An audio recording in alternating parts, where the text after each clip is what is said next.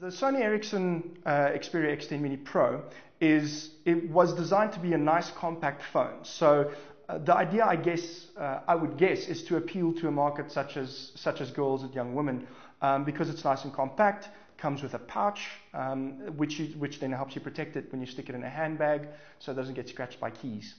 Another big draw about this one is that it comes with a hardware keyboard. So the idea is that you'll be able to type your SMSs and your emails on the keyboard, so you don't have to deal with the small touch screen. So a very clever design choice by Sony there.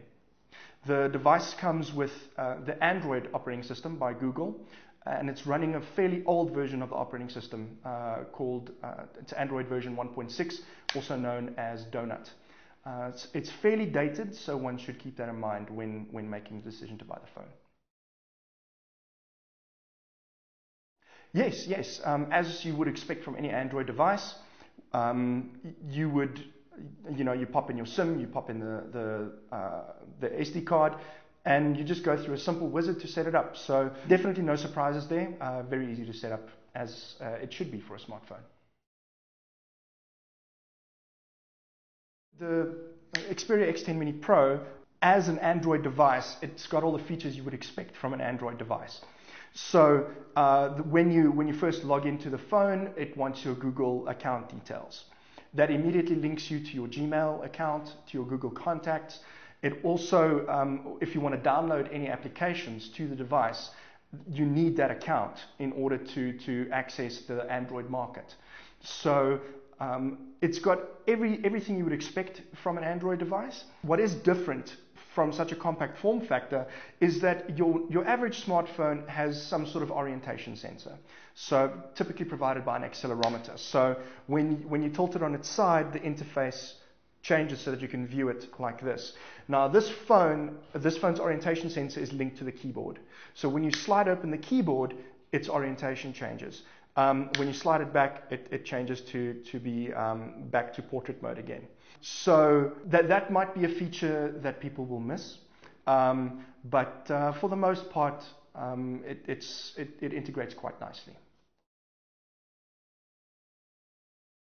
The device comes with a 5-megapixel camera, but it's not a very good camera. So despite the fact that it's got a decent amount of megapixels on it, it really struggles in anything but broad daylight.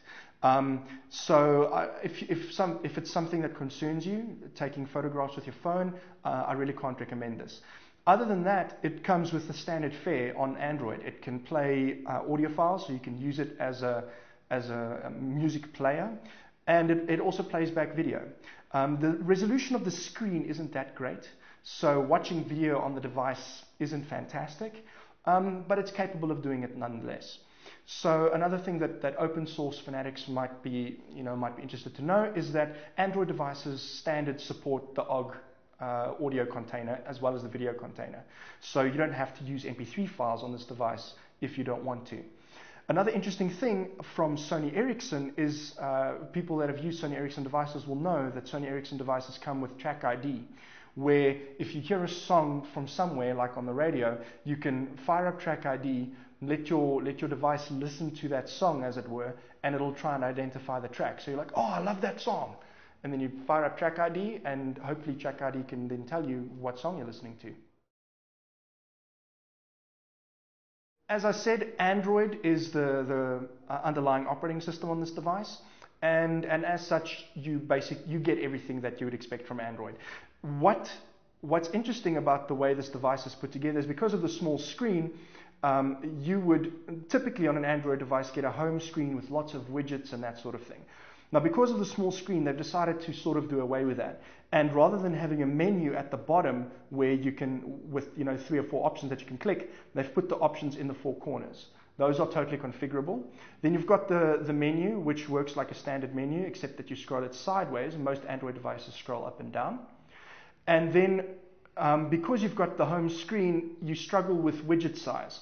So what they've done is they've made it so that there's 1 widget per screen, rather than having multiple widgets per screen. The best feature by far has got to be that it's compact and it's got a hardware keyboard. Worst features, It's the fact that it's such an old version of the Android operating system, and we're still waiting on news for an upgrade for the Mini Pro. Hopefully, it'll receive an upgrade to a new version, and that'll mean speed increases as well as improved features. But one shouldn't bank on that, unfortunately, at this stage when buying. If you're concerned with having a nice small phone, you get a pouch with a phone to help protect it. This is something that you don't typically see when you buy a smartphone. Then do consider this. Android is a very powerful platform, and if you're already an Android user and want something smaller, this is definitely the phone for you.